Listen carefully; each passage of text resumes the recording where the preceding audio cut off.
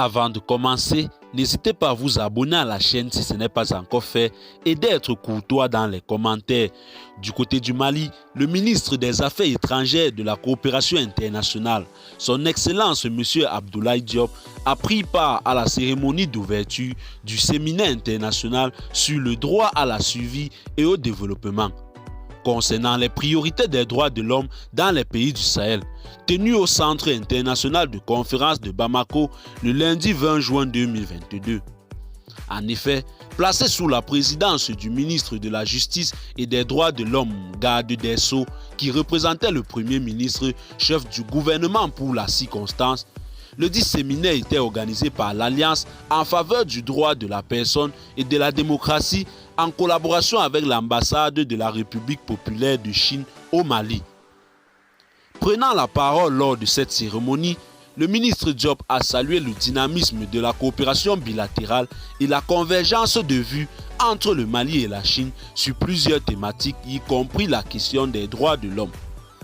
Il a rappelé le ferme attachement du Mali au respect des droits de l'homme et des valeurs liées à la vie humaine, dont le fondement remonte à la charte de Kouroukanfouga.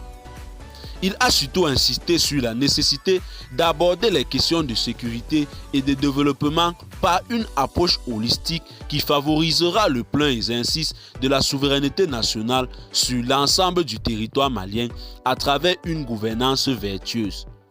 Il a enfin dénoncé la politisation et l'instrumentalisation de la question des droits de l'homme ainsi que l'ingérence aux affaires intérieures de nos pays par certains partenaires sous couvert des droits de l'homme. Eh bien, chers téléspectateurs, c'est tout pour cette note d'information. Qu'en pensez-vous de cette nouvelle coopération pour en parler des droits de l'homme entre le Mali et la Chine? Eh bien, chers téléspectateurs, laissez-nous en commentaire vos impressions. Et après, dans nos prochaines vidéos, nous allons parler du président de la transition qui a présidé la cérémonie d'installation et de prestation de serment des nouveaux membres.